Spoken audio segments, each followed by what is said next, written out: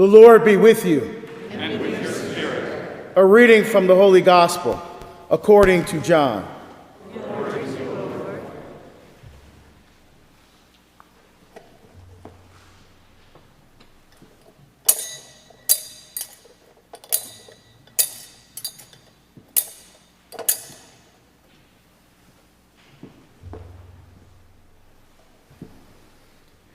Standing by the cross of Jesus were his mother and his mother's sister, Mary, the wife of Clopas, and Mary of Magdala.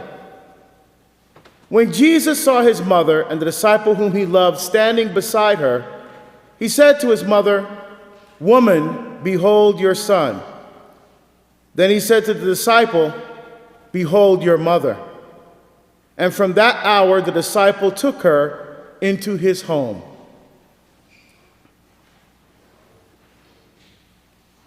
The Gospel of the Lord. Praise The words of the gospel, may our sins be wiped away.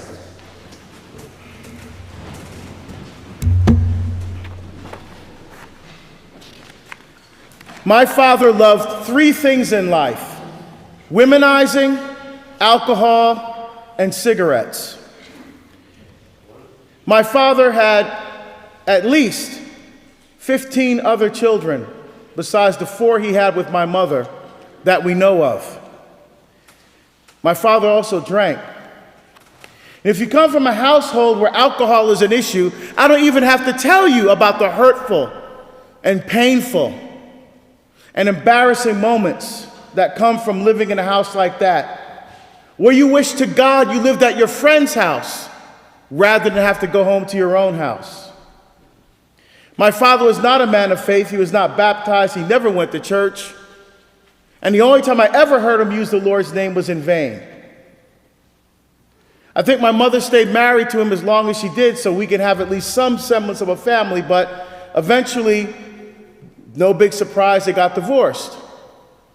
And after the divorce, I maintained a respectful relationship with my father until I was accepted by the Benedictines. Out of respect, I went to my father's apartment to explain to him what I thought I'd be doing for the rest of my life.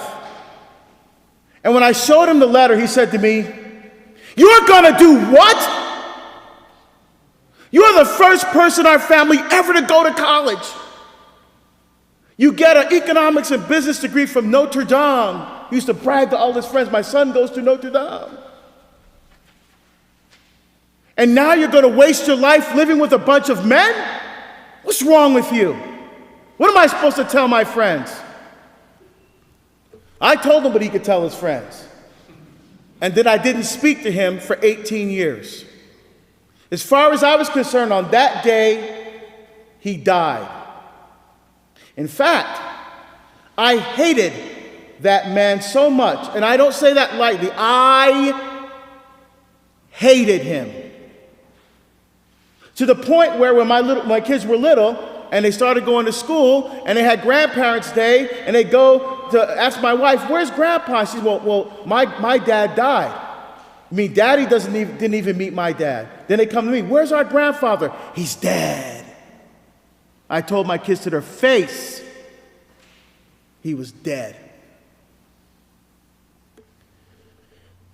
When I left the monastery and was eventually moving out to the West Coast, as I was about to leave, my mother says to me, "Son, there's only one thing I want you to do when you leave this house." "Yes, Mommy." "I want you to pray for your father." It was the only time in my life I can remember looking my mother in the face and telling her no. And she was about 5'2". She looked at me and said, "I don't think you heard me, son." I said, "The only thing I want you to do when you leave this house is to pray for your father." Okay. So I said my prayers, and I literally threw my father's name at the end. I didn't mean it. I just did it because I told my mother I would. But eventually I got to a point where I said, well, you know, when I stand before Jesus, we're going to go through the commandments. We're going to get to number 4. And I need something to say. So, invited my dad to our wedding. No response. My sister's wedding. No response. I walked her down the aisle. Birth announcements for each of the kids, no response. And I would have been happy with that for the rest of my life. Fast forward 17 years of our 18-year estrangement. My first series starts airing on EWTN called Behold the Man, a series about male spirituality. It starts airing internationally, including my home country of Barbados. Someone calls my dad, one of my relatives, said, "Isn't that your son on TV?" My son flips the channel, bam! There I hadn't seen me in 17 years. There I am on the TV preaching about what it means to be an authentically Catholic man. He's intrigued, so he wants to watch the next week. He gets the time right, but the day wrong. So instead of watching me, he's watching an old nun with a Bible on her lap. That last like, he's watching Mother Angelica. Now, my father was a professional musician. He did not understand how it worked. He thought, who's this lady? Where's my son? Then he thought, oh, wait a minute. She must be the opening act. She's going to talk for a while, and then my son is going to come out. I never came out. But he watched the entire episode of Mother Angelica. Now, later I would ask him, I said, Pop, why'd you keep watching when I didn't come out? And he said, she just made so much sense. Now, I had no idea that this was going on. Not at all. He had not reached out to me. A year goes by. It's now year 18. I'm driving home from my job. As I'm going down Portland Highway, my phone rings. I look at the phone. I don't recognize the number, but the area code is Jersey. So I'm like, okay, somebody's calling me from home. Hello? Son? Pop? Almost crashed the car. I'm pulled over to the side of the road. I'm like, what's going on here? And he starts talking. And we talked for 31 minutes and 12 seconds. The longest conversation of our lives. And he spoke to me most of that time about Jesus Christ. Now, you would have thought that I would have been happy, but I wasn't. I remember literally getting off the phone, and I remember looking at it said 3112, and I remember thinking how angry I was. I was livid. I literally was yelling to myself in the car, who does he think he is to call me after 18 years to tell me about Jesus? He doesn't know Jesus. I know Jesus. I'm the one on EWTN. All that man knows how to do is to destroy our family. And I said, Lord, if this is from you, you're going to have to show me, because I don't believe anything that comes out of that lying pig's mouth.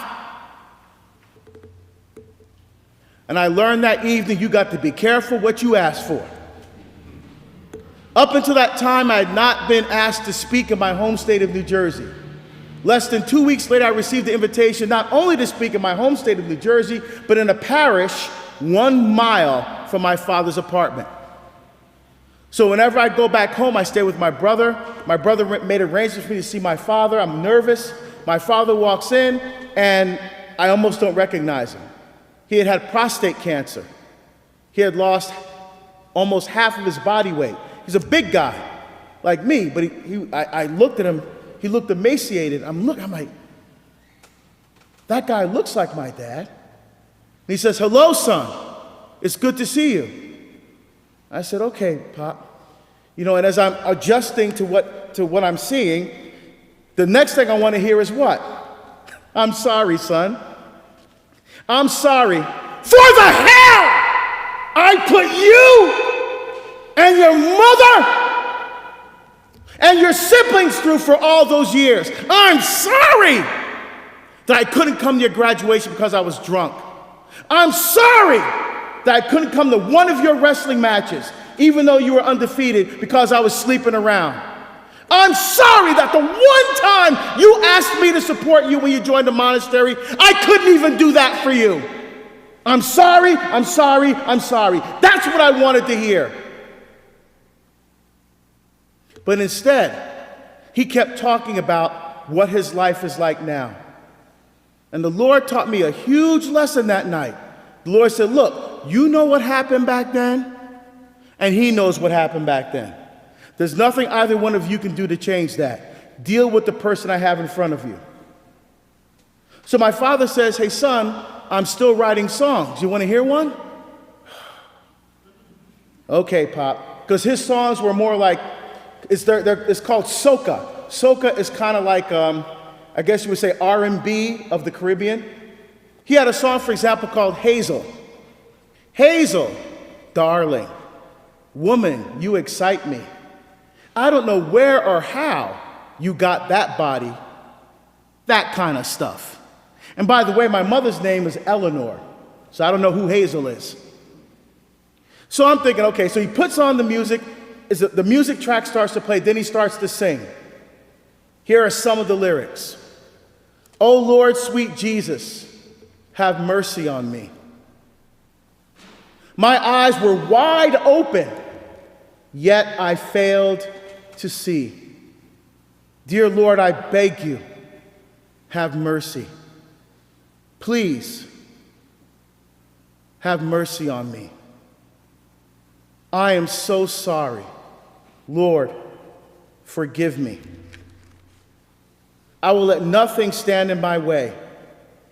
I beg you, Lord, have mercy.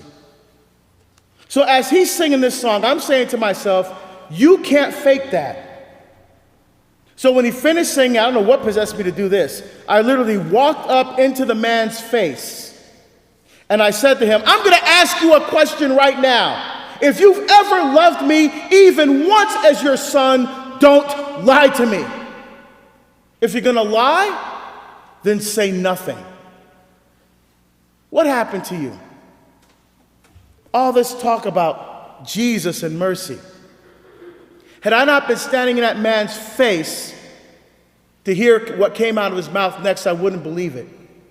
This unbaptized pagan never went to church, ruined our family, looked me in the face with all seriousness and said, the Blessed Mother and Divine Mercy. And I was stunned. I literally could not form words in my mouth when he said that. So fast forward, I go home. Now remember, I told you the other day, my mother's living with me now in Oregon. I go home, she says, son, is it true, son? Is it true? I said, Mommy, you can't fake what I saw.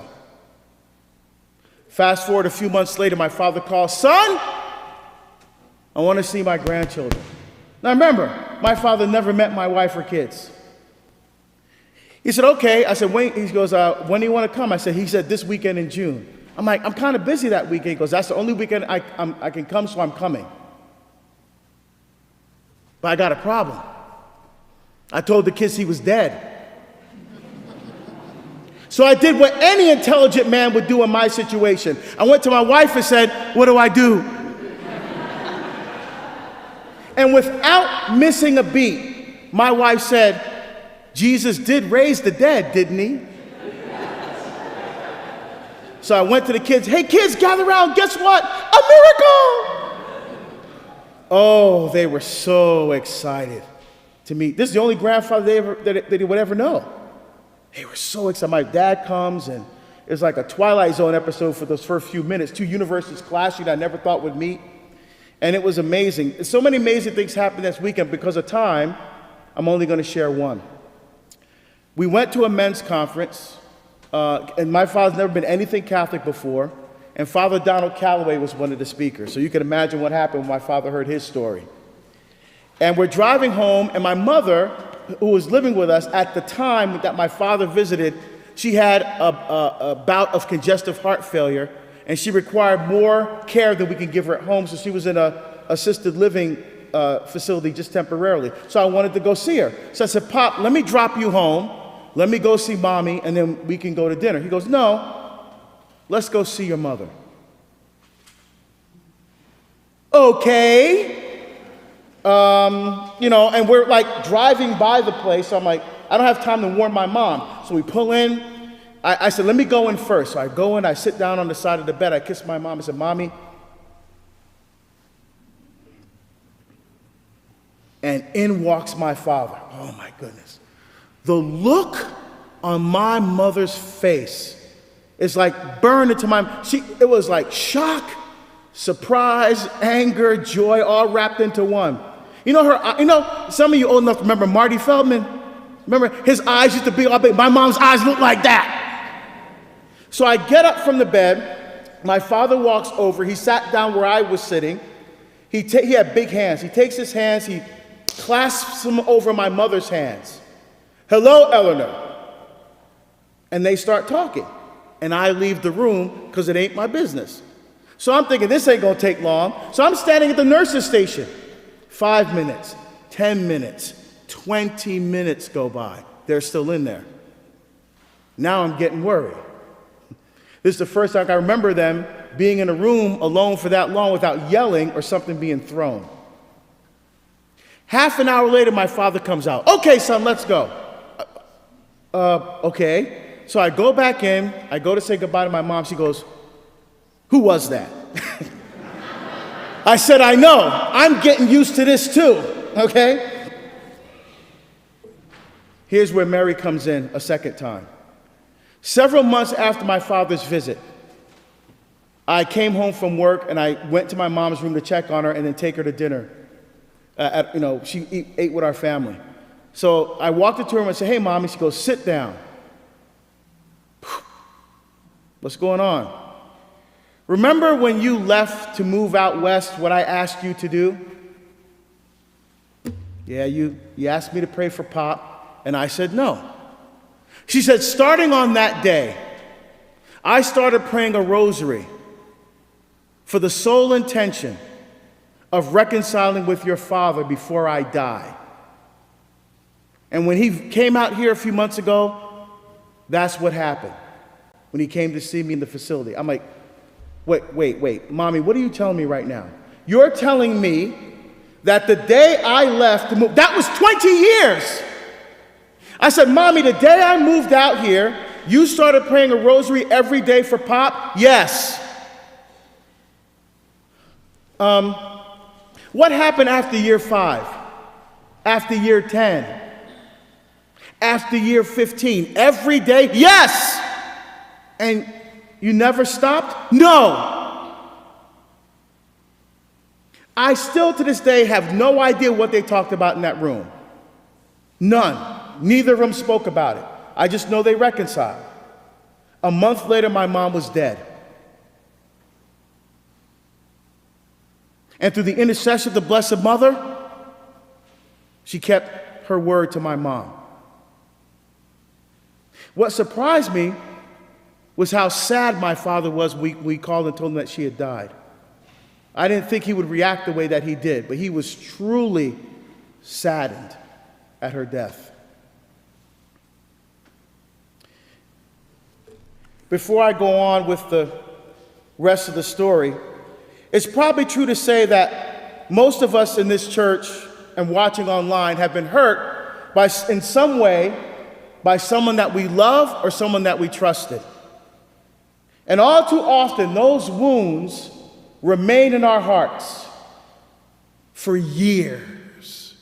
And I guarantee you, there are people here tonight that are still carrying the burden of hatred and resentment and anger and pain because those memories of what was done to you are still sometimes as fresh as they were when it happened. And the problem is this: as Catholics, when we get stuck, we get comfortable. And that's why we can't take our relationship with God to that next level. We can't take our marriage to that next level. We can't take our priesthood to that next level. We can't take our relationship with our kids to that next level because we're stuck.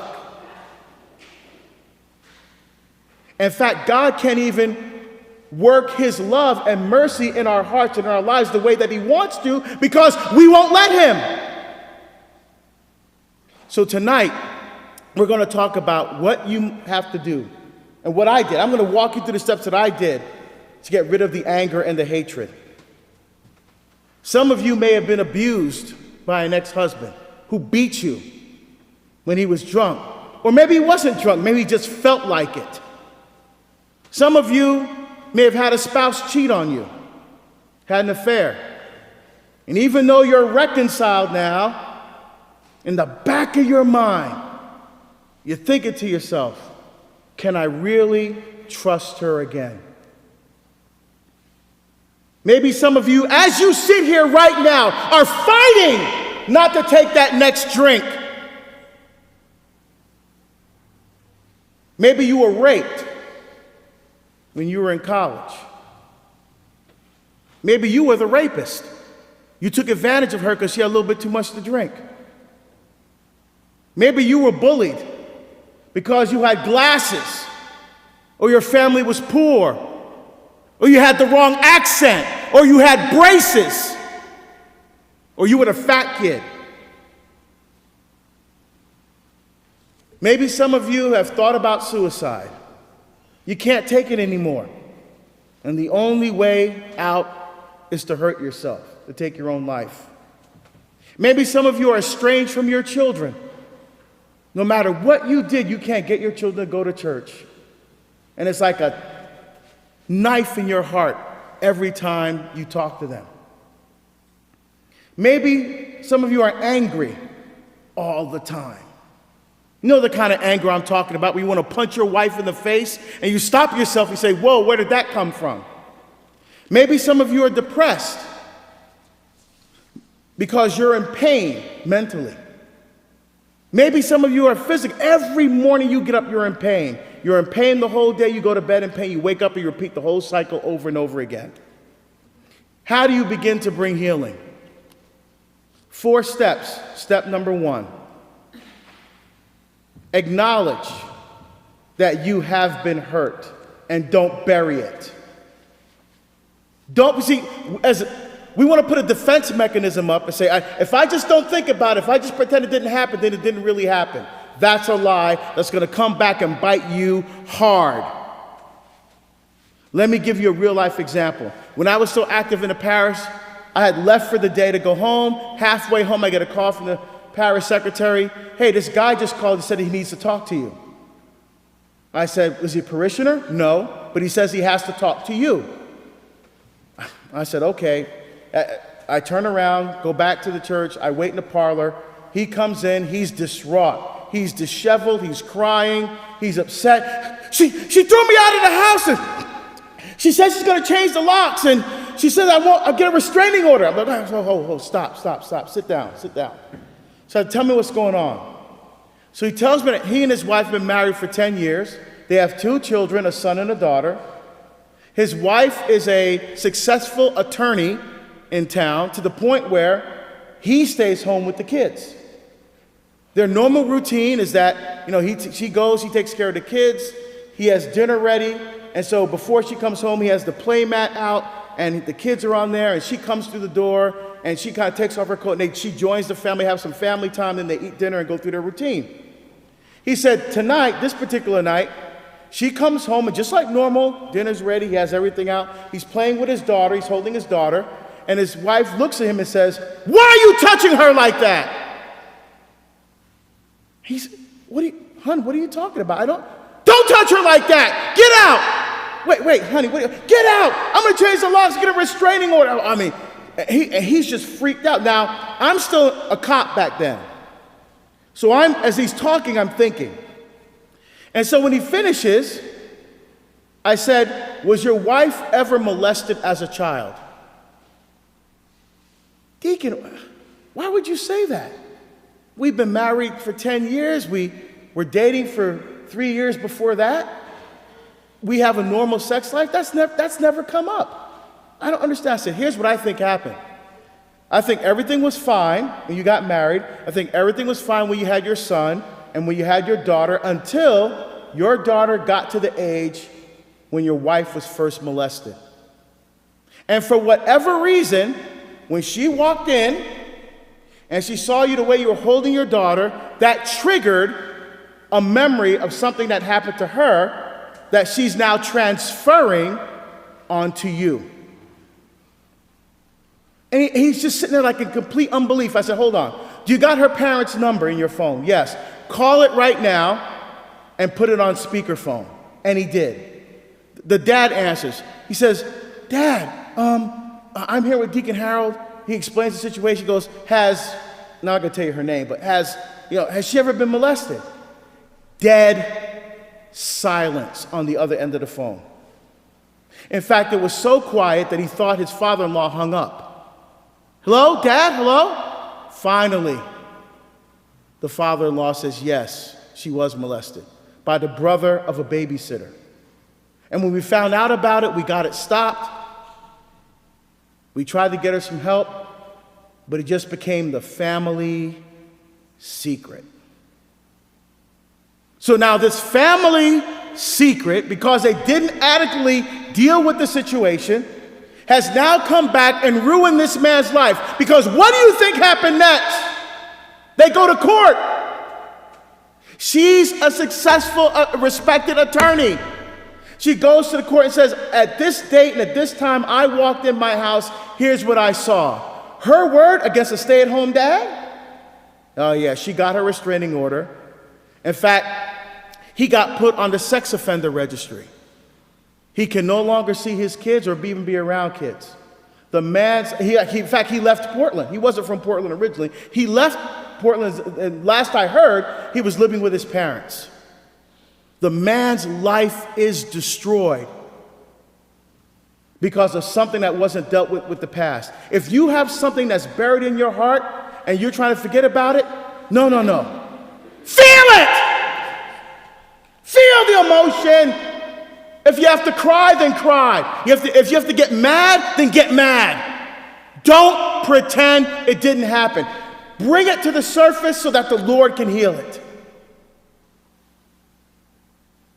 That's step one. Step two, we can't heal until we face the Goliaths in our life. When Goliath stepped forward in 1 Samuel 16 and 17, when he stepped forward to fight the armies of Israel, they were all scared of Goliath, except for David.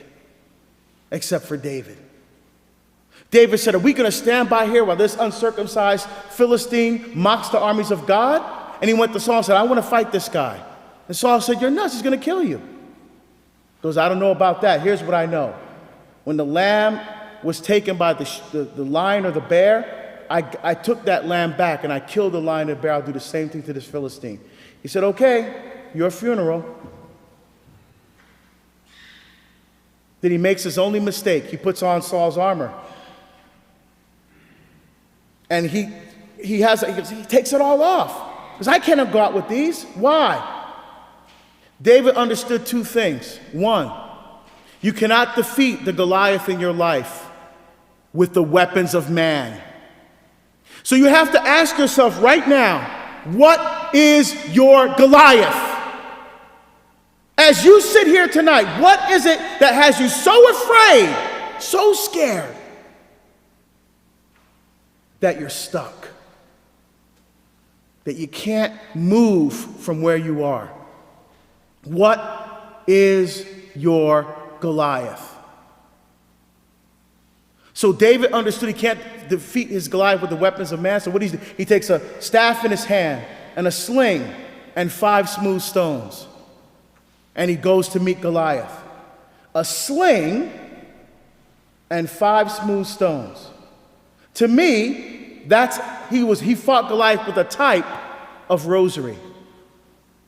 The sling and the 5 smooth stones represent the 5 wounds of Christ, or each of the 5 joyful, sorrowful, luminous, and glorious mysteries of the rosary. David understood you can only defeat the Goliath in your life with the weapons of God. And so David goes before the Goliath. Goliath looks at David. First of all, he's insulted. They sent a kid to fight me? And then he says to David, am I a dog that you come to me with sticks? And when you finally have the courage to face the Goliath in your life, that Goliath is going to try to turn on you. When you fight with your weapon, which is, for me, number 1 weapon, rosary and Eucharistic adoration. But we have novenas. We have devotions. We have an arsenal as Catholics. Pick one and fight with it.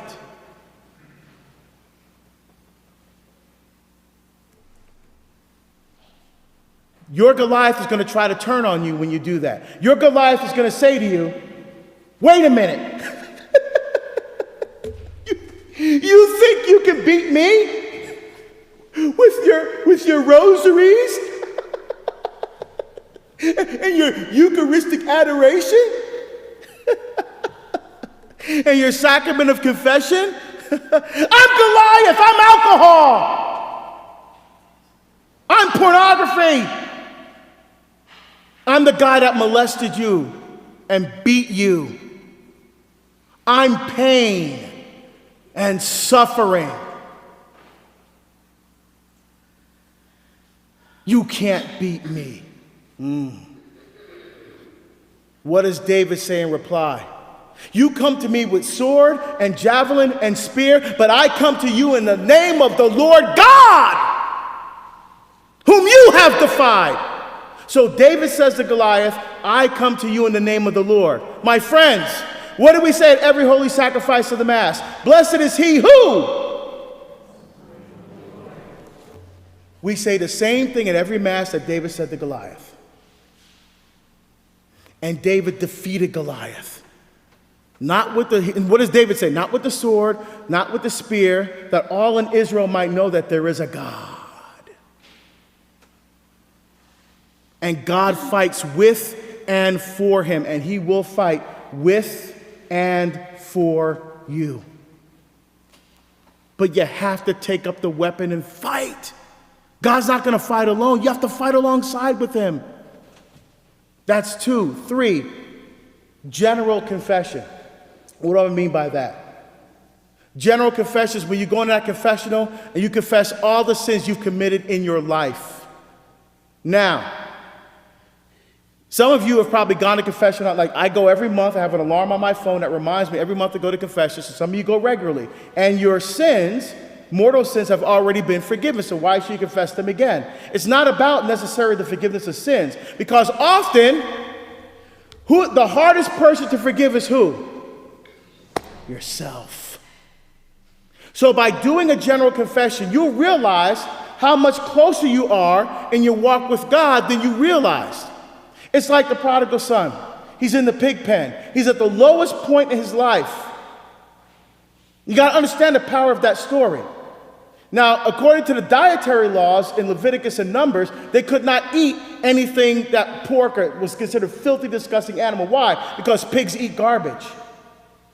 You got to understand how powerful Jesus' thing. He didn't just, remember, Jesus didn't just say he went to eat the pig. Because if he would have said that, that's disgusting. Jesus takes it another step further. He longed to eat what? What the pigs ate. So it's not just eating the pig, and what the pig ate was garbage. I guarantee you somebody threw up when he said that. Because they were like, oh my goodness, they eat garbage. So that's Jesus' point. When you are at the lowest of the low in your life, and you finally realize the only thing that can help me right now is God. And you make that courageous step of turning back and walking back toward the Father. And there's the Father waiting. Now remember the story. While his son was still a long way off, his father caught sight of him, which means what? The Father was looking for him the whole time. The Father never stopped looking, and the Father never stopped looking for you. He's just waiting for you to make that effort, to make those first few steps. Because what happened? Jesus says the Father ran to meet his Son. And God the Father wants to run to meet you where you are. And when you go to that general confession, you'll realize, wait a minute. That sin that I confessed 20 years ago, I'm really not a slave to that sin anymore. So you're this close. And wait a minute, I don't do this other sin as often. Now you're this, You begin to realize how much closer you are in your walk with God. When I did that general confession, it was like even though I'd gone to confession regularly, it was like a weight lifted off my chest. It was amazing. Final step, I'll talk about this within the context of finishing my story with my dad. When my dad visited, that was 2009. In 2012, I was on a speaking tour in Italy. My brother calls me and says, "Pop's cancer is back. You need to come home now," because they're saying he's not going to make it to Christmas. This was September of 2012. So I was at the end of the tour. I finished the tour. I had to change my flight to fly through Newark. So I spent 3 days with my father and my brother, because by this time my father was living with my brother because he needed extra care. On day 2, I went to my father. I knelt down in front of him. I don't know what the Holy Spirit asked me to do this. And I asked my father to forgive me for hating him for 18 years. Now you hear what I said. I didn't say, "Pop, no, I'm sorry for, or whatever." I asked him to forgive me for hating him for 18 years, to forgive me for telling his grandchildren that he was dead. Now, some of you may be saying to yourself, "Why would you do that? You didn't do anything wrong. He was the one." That's not the point. The point is that Jesus asked each and every one of us to be a vehicle of mercy in other people's lives so that they may be receptacles of God's mercy themselves. When you look at the beautiful divine mercy image, the rays are coming out from the heart of Jesus. They're only going in one direction, out. So we have to be vehicles of mercy in the lives of the people that hurt us. Now, that doesn't mean that I forget. I remember everything that happened in the house growing up. But I learned through these steps that the past helped shape me into the person I am today, but my past does not control my future. Jesus Christ determines who I am in my future, not my memories from the past. I'm no longer a slave to them. My father, with tears in his eyes, said, "Yes, son, I forgive you." The next day, we embraced. I said, "Pop, do you want to pray?" I've never prayed with my father in my life before September 2012. We prayed together. And at the end of the prayer, I said 4 words I never thought would come out of my mouth. "I love you, Pop." And my father looked at me and said, "I love you too, son. I always have, and I always will." And then I left. And I thought, that's it. I go home. I talk to my pastor from Tanzania, Father Nicholas. I tell him what happened to my dad. He goes, "Don't worry. Mary will take care of it." Okay, I don't know what you mean, Father, but all right. So he ordered the Legion of Mary in our parish to start praying rosaries every day for my father.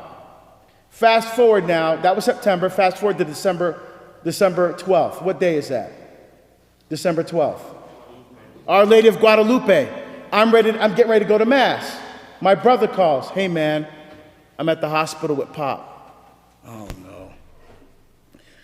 Oh, okay. So I'm thinking funeral, I'm thinking, did Pop have insurance? I'm thinking, okay. I said, "Jerry, what's going on?"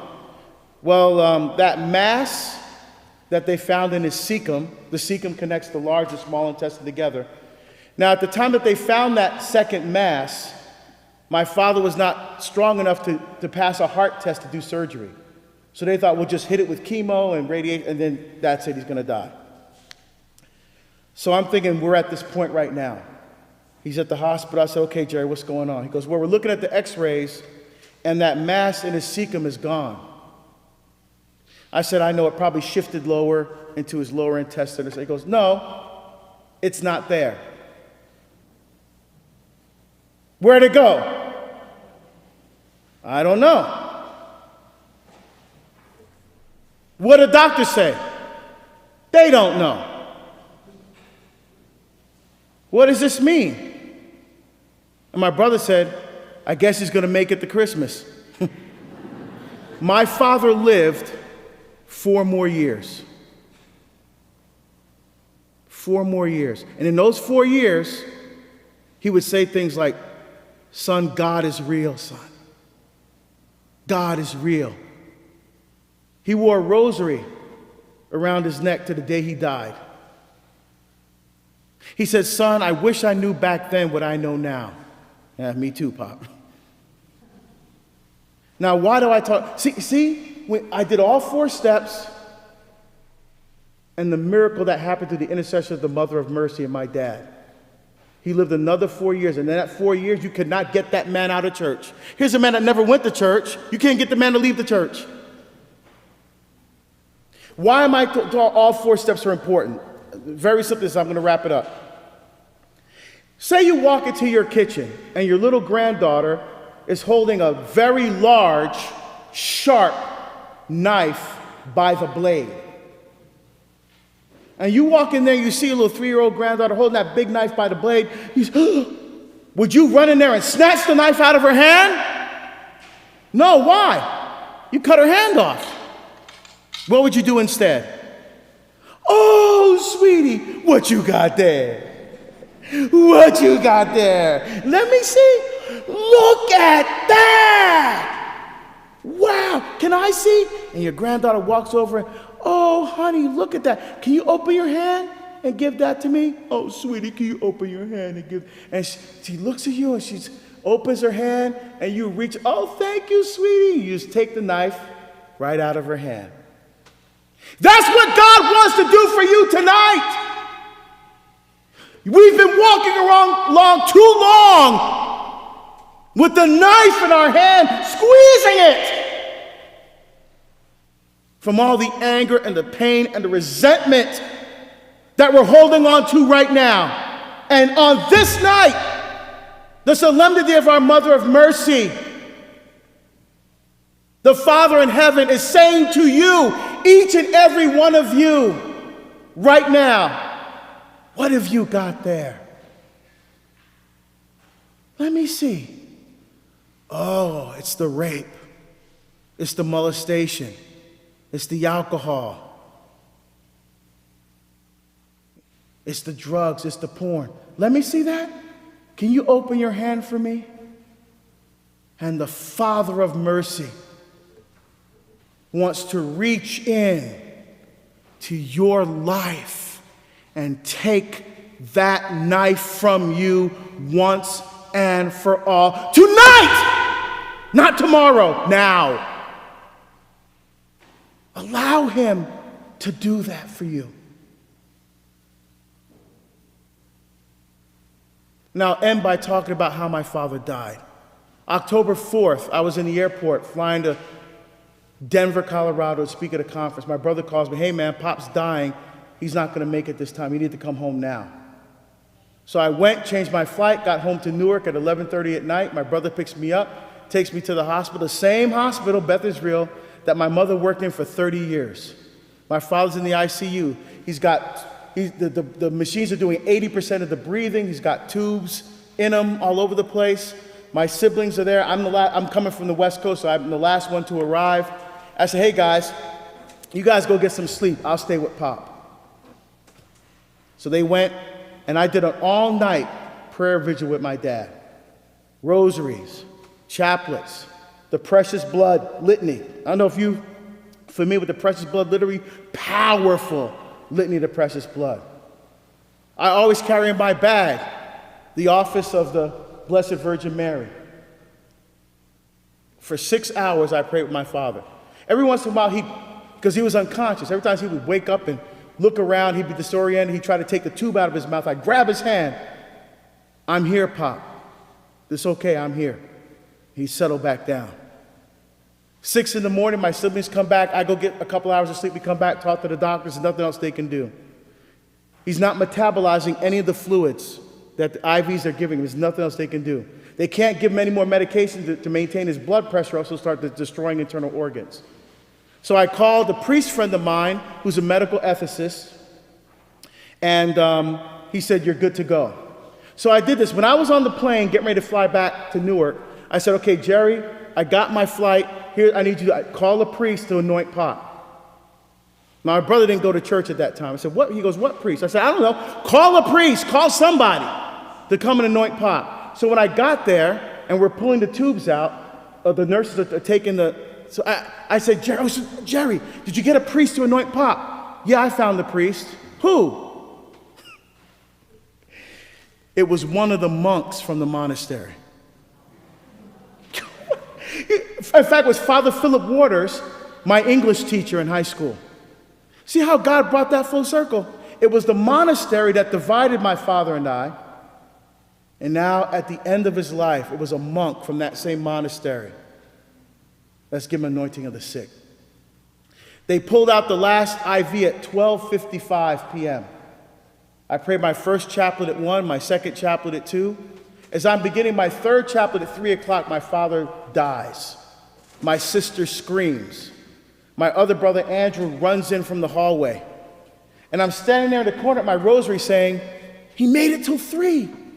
He made it till 3. And my brother says, what are you talking about? I said, that's the hour of mercy. That's the hour that Jesus died on the cross. Pop died at the same time as Jesus. And then if you've ever been in a room when someone dies, you know they kick you out. So they kicked us out, and we're group hugging each other in the hallway, and I said to my siblings, I hope that Mommy and Pop are able to find the joy in heaven that they could not find together on earth. And as we're going to the funeral home, I was like, oh gosh, I forgot to pray the office for the day. So I pull out my breviary. Remember, it's October 4th when I got the call. I arrived, it was now October 5th. Whose feast day is that? Saint Faustina. So now I'm laughing. My father dies at the hour of mercy at 3 o'clock on the feast day of the Divine Mercy Saint. Come on now, you can't write a better ending to a story than that. And I knew right then that my father was going to make it to heaven. I said, he's going to spend a long time in purgatory. He's going to be there for a long time. He's going to make it, though. He's going to make it. You know, our brothers and sisters in Christ, I made a lot of mistakes in my life. The biggest mistake I ever made was thinking my father was dead. And I forgot that Jesus raised the dead. And I will never make that mistake again. Mercy is going above and beyond justice out of love for the other. Mercy responds to evil and human suffering out of love. O my strength, it is you to whom I turn. For you, O God, are my stronghold, the God who shows me love. Amen.